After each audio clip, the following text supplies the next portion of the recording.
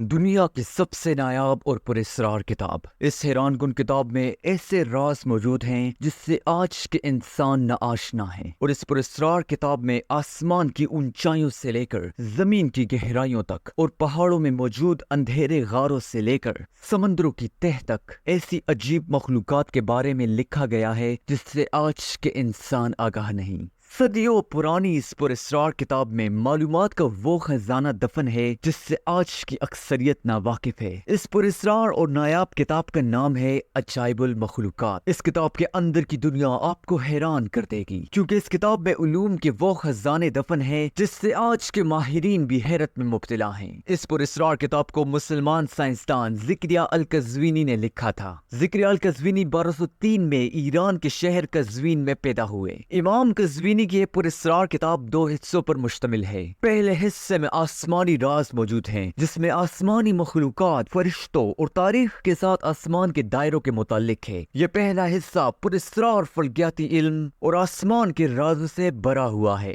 دوسرا حصہ زمین کے رازوں کے متعلق ہے، جو کہ 4 حصوں پر مشتمل ہے، جس میں دریاؤں اور سمندروں میں موجود عجیب مخلوقات کے بارے میں لکھا گیا ہے۔ دوسرے حصے میں ہواؤں اور پہاڑوں میں موجود عجیب مخلوقات کے بارے میں بتایا گیا ہے۔ تیسرے حصے میں مختلف قسم کے پیڑ پودوں کے بارے میں لکھا گیا ہے اور ان پودوں کے رازوں سے پردہ اٹھایا گیا ہے۔ چوتھے حصے میں انسان اور روح کی صلاحیتوں، اس کے کردار، کمزوریوں اور بیماریوں پر گفتگو کی گئی ہے۔ امام قزوینی لکھتے ہیں کہ اللہ نے بہت سی چیزیں اور مخلوقات تخلیق کی ہیں جو لوگوں کو معلوم نہیں ہے۔ امام قزوینی بتاتے ہیں کہ اللہ کا عرش آسمانی مخلوقات کے لیے قبلہ ہے، جیسے کہ کعبہ زمین پر لوگوں کے لیے ہے۔ امام قزوینی فرشتوں کے بارے میں لکھتے ہیں کہ فرشتے اچھے اور کامل مخلوق ہیں جن میں منفی جذبات نہیں ہوتے، اور یہ بھی خیال کیا جاتا ہے کہ فرشتوں کے ہر ایک کے 70 پنکھ ہوتے ہیں اور یہ نورانی مخلوق ہے۔ اس کے علاوہ جنات کے بارے میں بھی بتایا گیا ہے کہ جنات کی بھی مختلف اقسام ہیں اور وہ مختلف شکلوں میں موجود رہتے ہیں۔ جنات کو آگ سے بنایا گیا ہے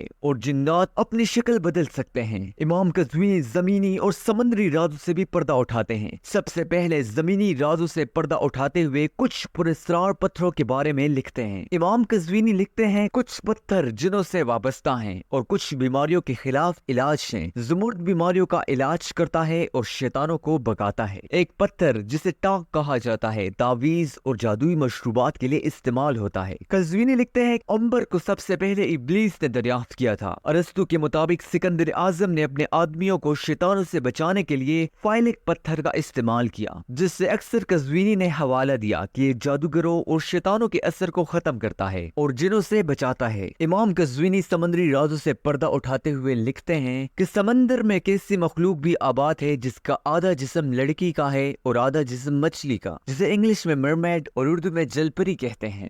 7ویں صدی کے بزرگ علامہ کمال الدین الدمیری رحمۃ اللہ علیہ فرماتے ہیں کہ جل پری کو بنات الماء یعنی پانی کی عورت بھی کہا جاتا ہے۔ ابن ابی الاشست نے کہا ہے کہ یہ بحیرہ روم کی مچھلیاں ہیں جو عورتوں سے مشابہہ ہوتی ہیں، ان کے بال سیدھے اور رنگ گندمی ہوتا ہے۔ یہ مچھلیاں گفتگو بھی کرتی ہیں لیکن ان کی گفتگو سمجھ سے بالاتر ہے، نیز یہ مچھلیاں ہستی اور کہکہا مارتی ہیں۔ امام قزوینی نے اپنی کتاب عجائب المخلوقات میں اس بات کا تذکرہ کیا ہے کہ ایک آدمی ایک بادشاہ کے پاس اس قسم کی مچھلی کا شکار کر کے لے گیا، تو وہ مچھلی جب گفتگو کرتی تو وہ سمجھ میں نہیں آتی، بس اس آدمی نے اس مچھلی سے شادی کر لی، پھر ان سے ایک بچہ پیدا ہوا اور وہ بچہ اپنی ماں اور باپ دونوں کی گفتگو سمجھ لیتا۔